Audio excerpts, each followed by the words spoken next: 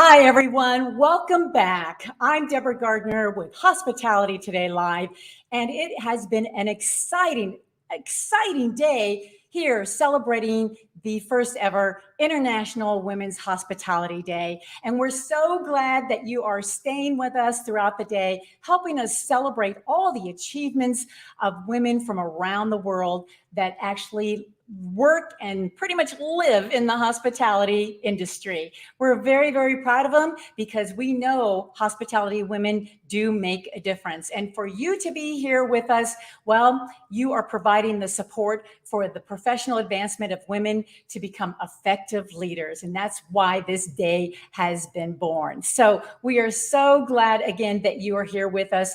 And I'm really even more excited to introduce our next guest, who is representing the country of Spain. And I am talking about the Chief Commercial Officer, Kerry Healy with Accor. And she is based in Singapore. And I tell you, she is a strategic thinker with a deep understanding of corporate and commercial side of the hospitality industry. And I cannot wait to know more about this. But she does have a lot of experience, and I'm talking about 25 plus years of experience across 4 continents. And she is just amazing. And now you get the opportunity to meet her as well. So stay tuned. Don't go away. We'll be right back.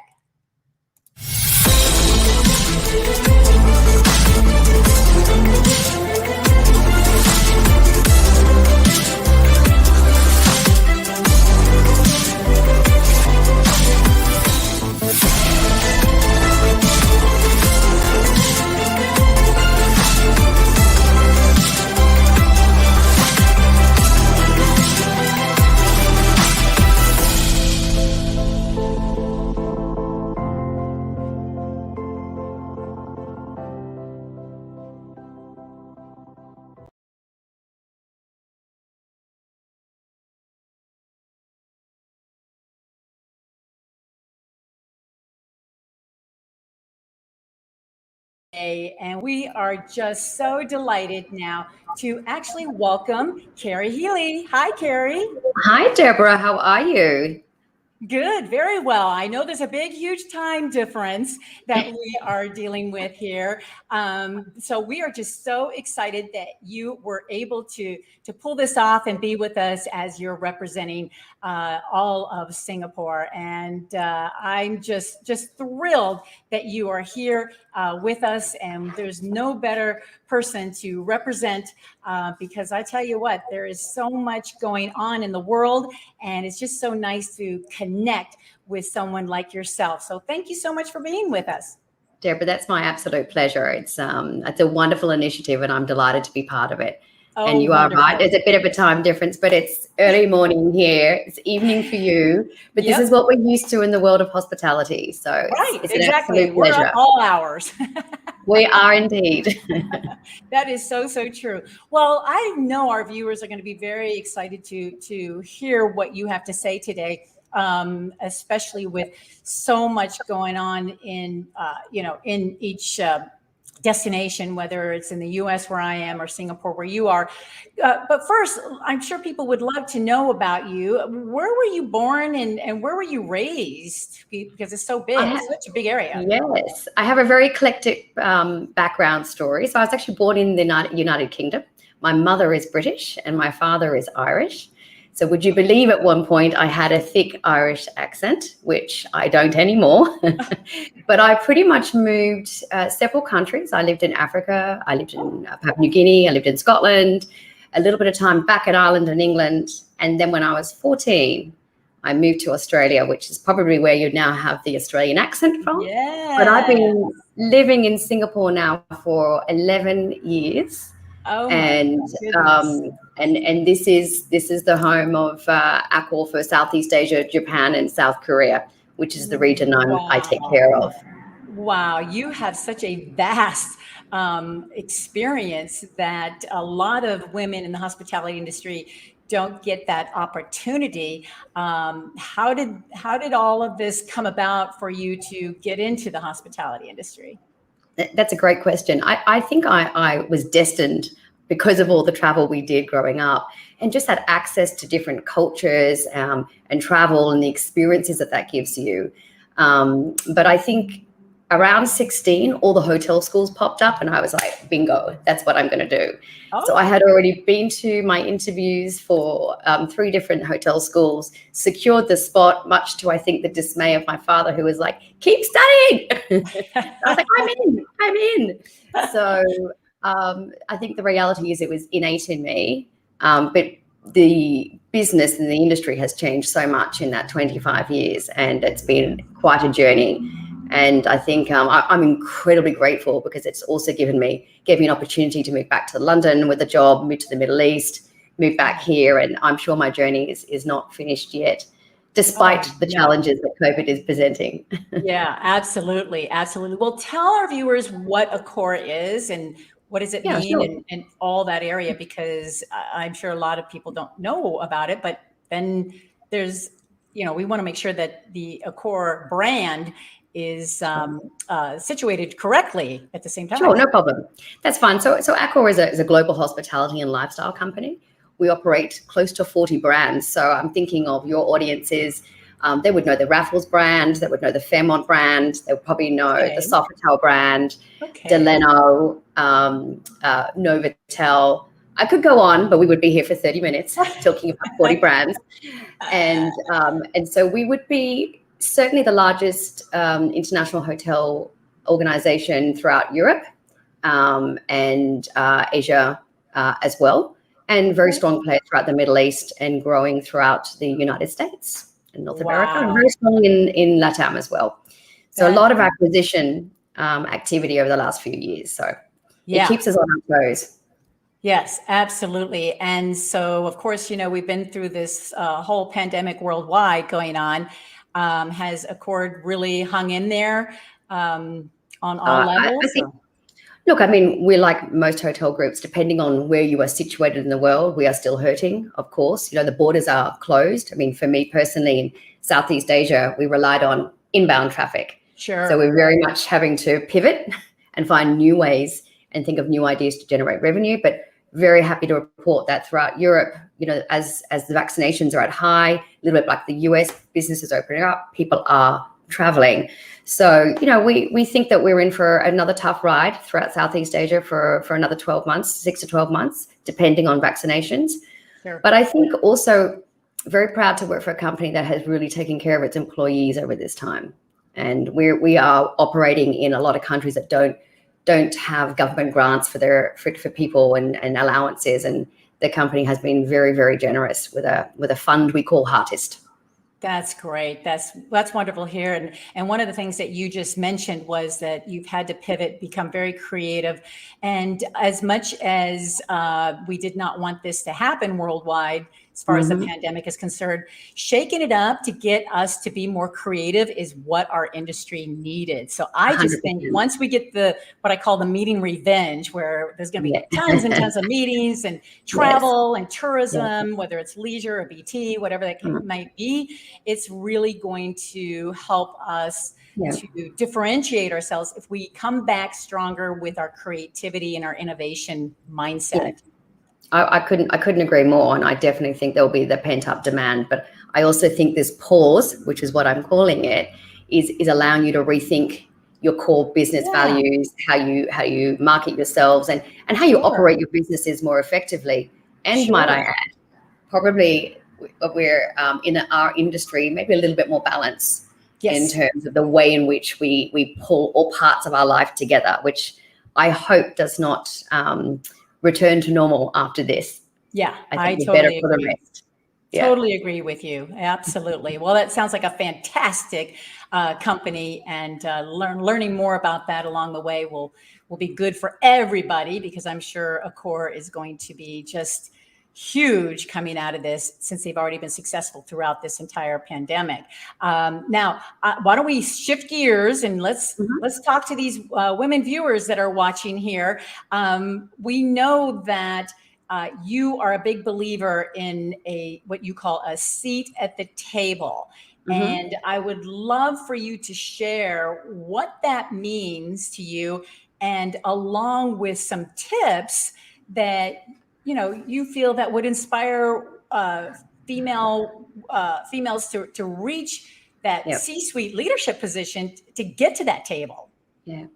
I mean, frankly, a seat at the table means having a voice, right? It's the ability to have confidence in what you're thinking, what you want to say. And when you get that opportunity, it comes with a huge amount of responsibility because you have an ability to shape, direct, influence people.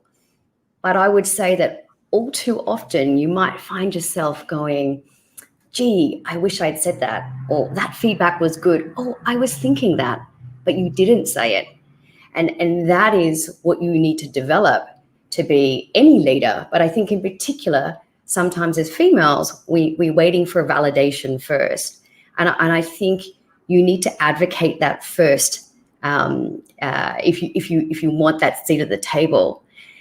And as the opportunity comes up, the worst thing we can do for ourselves is to get engulfed with that imposter syndrome. You are there for a reason. There was a process to get you there. There were others. But you got the role. You're in it. It's just you now, along with your peers. So you have to own that seat at the table. And it's not just about when you get there. I think it's the whole way through your career. You're going to have interactions with people, the way you show up, the way you respond, the way you initiate, people that you're dealing with in all points of your career. These are the people that will end up watching you and reaching out as mentors. And I think it's a really important word because finding that voice can be a bit scary.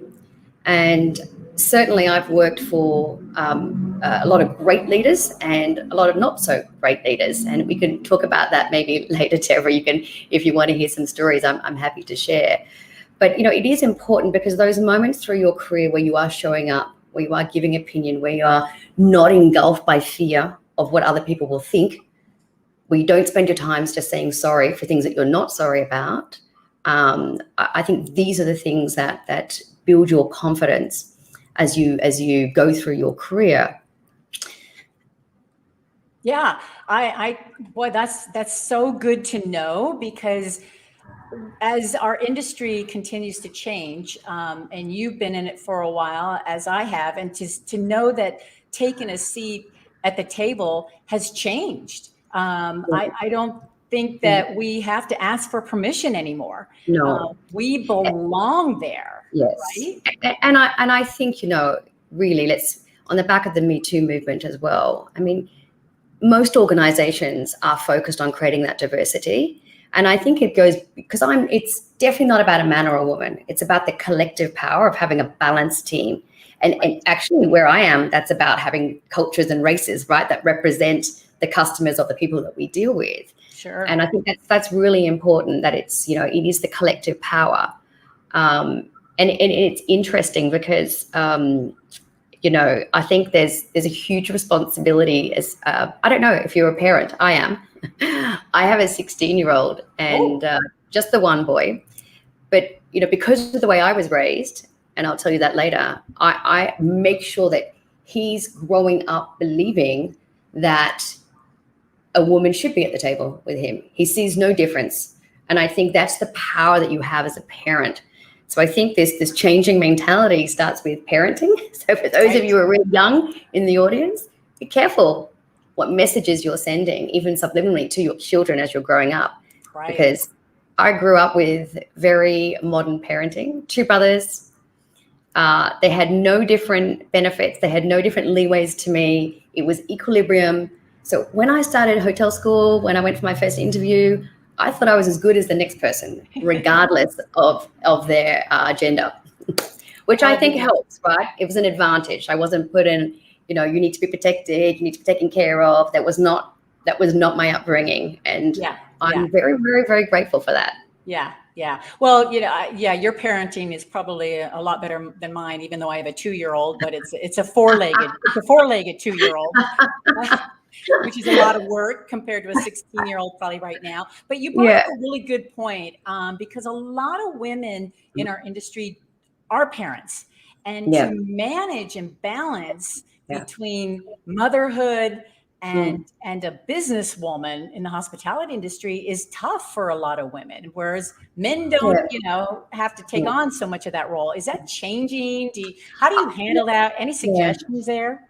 I mean, look, I would say that it's, if I think back to the earlier part of my career when my son was younger, I definitely struggled with that because I didn't have the right type of leadership around me. I didn't have the leadership that understood that my values as a mother were just as important, right? So, that's why I like the book Leaning In, by Sheryl Sandberg. So really listening to how she had to manage no, I don't want your phone calls in the evening.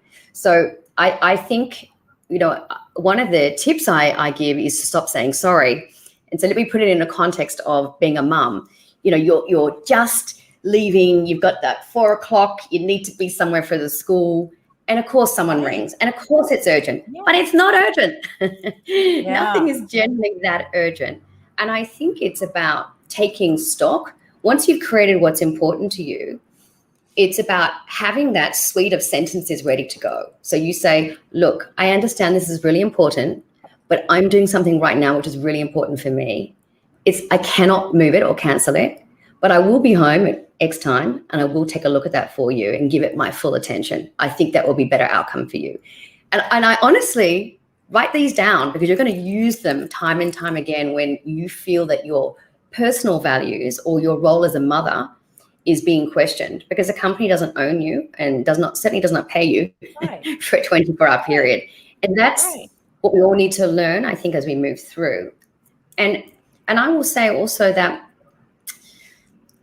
there are many female bosses I've had along the way that are also have lacked compassion.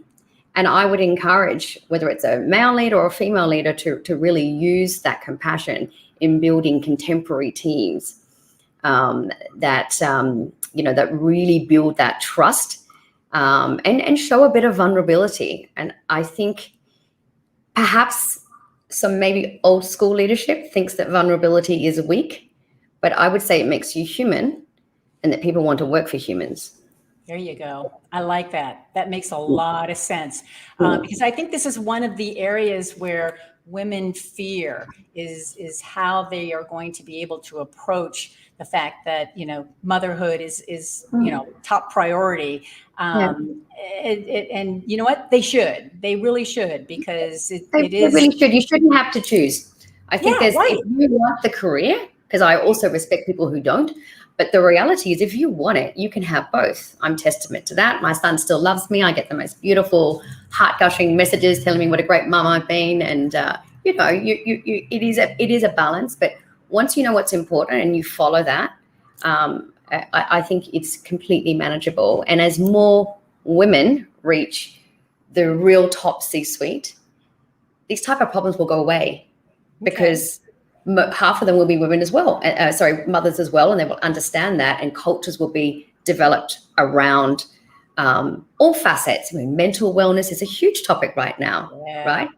I don't know about you, but I'm a better person when I have had time to think, when I have had time to pause, when I have had time to exercise, I'm eating better.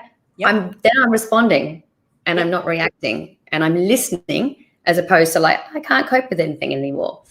That's a very good point, because once we have clarity, once we have time for ourselves and we keep our priorities straight, we deliver better and we become loyal better. And I think that's a key for any company and organization would like to know about. But what you're also sharing here, Kerry, is that no matter the culture differences between Singapore or me being in the US, it sounds like, women have the same issues, the same concerns, the same, matters, which really is a bonding effect that, hey, I think so. It doesn't matter where you live. This is something that we can, we have to face, but it's also, like you said, manageable. It is manageable. And I think what I like about forums like this, Deborah, and it's so great of you to initiate, is that, I moved into the Chief Commercial Officer role last October. And, was I 100% ready for the role when it came up? Was there a moment where I went, oh, fear, I don't know if I can do it? Of course. But, I didn't let fear rule me. I let it allow me to grow me. And I think that's one of my tips for our viewers is not to let fear stop you. Because I have this thing in my mind as well where sometimes I think, and it's a generalization, so forgive me, men will be like, oh yeah, I've got 3 or 4 of those things. Boom, I'm going for the application. We can be a little bit more like, I didn't tick that box. I didn't tick this box. But why not you? Right. When is the right time? So right. I challenge you to not let fear, close you down. Instead, use it to continue to grow. Right. I like that. Okay, ladies out there, I'm writing this one down. So make sure you are too. These are like golden nuggets all through this episode right now. So that is really, really well. Oh, okay. Yeah. So what's the one thing that you wish more people knew about with women in the hospitality industry? Let's say it's somebody outside the industry or in, it doesn't really matter, but is there one thing that you wish that they would know about hospitality women today? I just think what the remarkable career opportunities are. Okay. I mean, I think, it's such a broad industry, and you can really, whether it's creativity, whether it's design, whether it's procurement, whether it's, commerce, digital, you think of the transformation happening in the business, the auxiliary services, the world is changing. Yeah. So you can actually, no matter whether you come from a finance background, a banking background, customer service solutions, you can actually have a formidable career in the business. And I know for us, if I think about the type of people we've brought into really the senior roles of the company at a global level, not many of them came from a traditional background. We have some, but we picked the best in class. So you want someone who's running your CRM strategy. We went to the best industry for that, so it's exciting. It might be hurting at the moment because of COVID, but it will, to your point, Deborah, absolutely bounce back. And I'm sure, although it might look a bit different, it will still be a very exciting opportunity for women to come into, and one that is changing rapidly. I mean, I know that, just to put some percentages on this for you, we have a target of having 45% global comics sort of roles by the end of 25, and it has to be 40 by the end of next year. So it's quite high, and that is a positive thing, right? Yes, so that's going to be a very balanced leadership culture running through. Nice. And it's something we're focused on. It's something the company is targeted on. And so another thing I say is choose your companies carefully. Make sure that the company has the right values for you as a woman. Don't put yourself in a company where you don't think they really mean what they're saying, right? Make sure the words have actions. Yes. And you know what? There's nothing wrong with interviewing the company to see if it's a right fit for you. Right? 100%. Yeah. I did a stint in between hospitality in a recruitment firm. And when I was prepping my candidates, I used to say that, like, it's your interview. Make sure you get out of it what you want as well, because it's a two-way street. Right. And if you feel like the dialogue is not there from the very beginning, imagine what it's like working in the company. Yeah. I'm running. Yep. I'm out the door. We're out of here. Cut the cord, leave, go, I agree. Totally agree. Well, that's very good information. And I love those statistics too. So you must have a mentor yourself. I'm sure there's some women out there that inspire you. Who are they and what do they do? I mean, it's funny. I mean, I think I've had, I was very lucky. I think I start with my mother, because I'm not sure I realized how strong she was until I went through my life in varying phases. I've had some female GMs along the way who've shown me huge amounts of compassion, especially in my earlier parts of my career, and also customers. I mean, coming from a sales background, I've had good fortune to work with women in C-suite roles who have invited me to different conversation groups that have really supported me along the way, and just being that person you can talk to when you're not quite sure you want to tackle a subject the right way. And I mean, if I look out in the world, I mentioned Cheryl from Facebook before. I mean, I think she's an amazing role model. I mean, Kamala Harris is an amazing role model, and she's using her voice. and using it responsibly. And so I think there's lots of individual women. I'm not so sure that I have a name that's going to be relevant for your audiences, but I've always sought out people I aspire to be like or I respect, and some of those are men and women. And I think that's another really important takeaway, is as you're learning to find your voice, find a mentor, and it can be a man and a woman. And I encourage you to have both, because we look at it from different lenses, and it will help you be more rounded in your own leadership style as you move forward. Yes, I totally agree with you. And I know whenever I do one of my programs across the globe, I'm always talking about the fact that when mentorship comes up, definitely have several different versions of it. And whether it's gender or industry wise, I mean, sometimes you can get great ideas from other industries to bring into your 100%. Right? Yeah. And I think, I belong to a couple of those networking groups where I'm at the table with women from all different industries, and I find those ones fascinating. And there's usually one or two people that you can have a side conversation with. Then it comes an individual coffee, and then suddenly you're in a very nice mentoring relationship, which feels safe. And I think that's the most important part, is to get some of that practice in a very safe environment, so that when you're in the seat, you're a little bit better at judging. Because, by the way, part of learning to have a voice is accepting that you're going to say the wrong thing. Right? And it's okay to say, I don't know, I made a mistake. I think that acknowledgement makes you human. And I guess that's one of the takeaways, is really that finding your voice and understanding the journey that you're going to go through, and using a mentor along the way. So that's another top tip. Right. And along the other one I laugh at, because I'm still guilty of doing it, and I'm still learning, is stop saying sorry. Yeah. Unless, of course, you have absolutely done the wrong thing. I'm not suggesting that you go through life unapologetic. I'm saying that don't say sorry for things that you don't know what else to say. Choose another word. Remember I said before to write a list of alternate sentences? This is definitely an area that I recommend you write an alternative list, because you're not sorry that you've got a different opinion to someone. You're not sorry that you don't think someone's doing the right thing. You have an ability to say, it looks like you didn't like what I said. Would you like to continue talking? Or perhaps you have a different opinion. Would you like to elaborate? Lots of different ways of saying it. But women say sorry too much. And that makes you look a little bit weak, to be honest. And that's not what we're looking for. We are confident. And remember, we own that seat at the table. We have that voice. We've done the work. We belong there. So that's another top tip. Oh, yeah. And that's a whole nother topic, too. I've got to have my husband watch this episode so that you say that. So just so he knows, I'm not going to say I'm sorry anymore. I can see all these walls starting. No.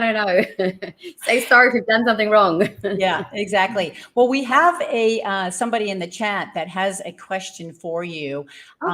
And this is a whole different area, but I'm sure you have the answer to it. What's the best way to interview a potential job recruiter?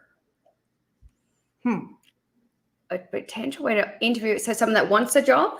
That wants a job, like a woman that wants a job. What's the best way to interview her?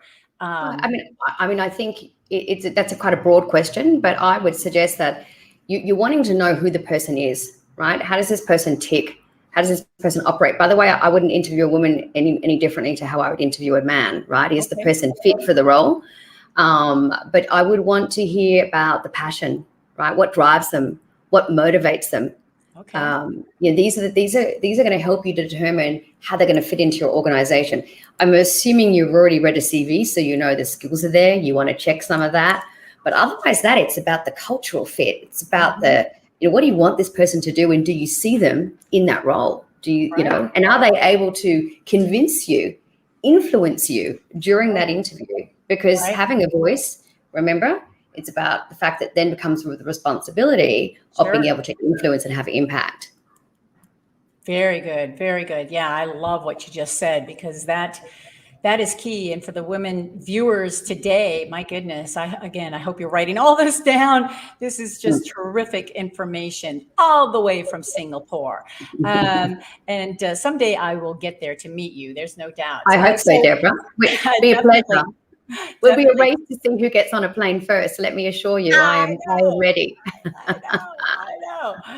Definitely. So, okay. So this has been fantastic. I've got one more question for you, and I'm asking all our guests this all day long today. What does International Hospitality Women's Day mean to you? I mean, quite simply, it's a celebration of the industry and the opportunity in an industry that embraces women. And so for me, it's just a complete celebration, and it's an honor to see, to look back over my career for that time and that of many female colleagues and say we made good choices. Yeah. We're in a good spot despite COVID. Yep, definitely. And I love the fact that we're all coming together today to really, enhance, each other's achievements and recognition to say, hey, let's do this even stronger and better into the new year. So I just cannot thank you enough for joining us all the way from Singapore. My goodness, yes. Once we get flying again, boy, I would love to get an opportunity to meet you in person, because that's what we're all about. We are indeed, Deborah. Thanks very much. It's been a pleasure to support. You're welcome, and thank you for having me so much. All right, we'll talk to you soon. Take care. Bye-bye. Bye-bye. Well, there you have it. Kerry Healy, who with Accor has just shared amazing information, all kinds of tips. My paper is just full here with all kinds of things that she mentioned. And although some of them are simple, my goodness, the question is, are we doing them? I'm going to stop saying I'm sorry, that's for sure. And I'm not going to be fearful anymore as well. And when you can see that it has to do with the fact that hospitality women can come together from across the world, it just makes everything better. So I'm hoping that you enjoyed this episode. And if you did, please share it with everyone out there in your neck of the woods, because she had some great, brilliant information to share. And again, we want to thank you for being here with us today, all day. We've got more guests coming up. So thank you so much for your support for the professional advancement of women to become effective leaders in the hospitality world on this first ever International Hospitality Women's Day. So don't go away. We will continue with our next guest, and I can't wait to share where she is from as well. So stay tuned.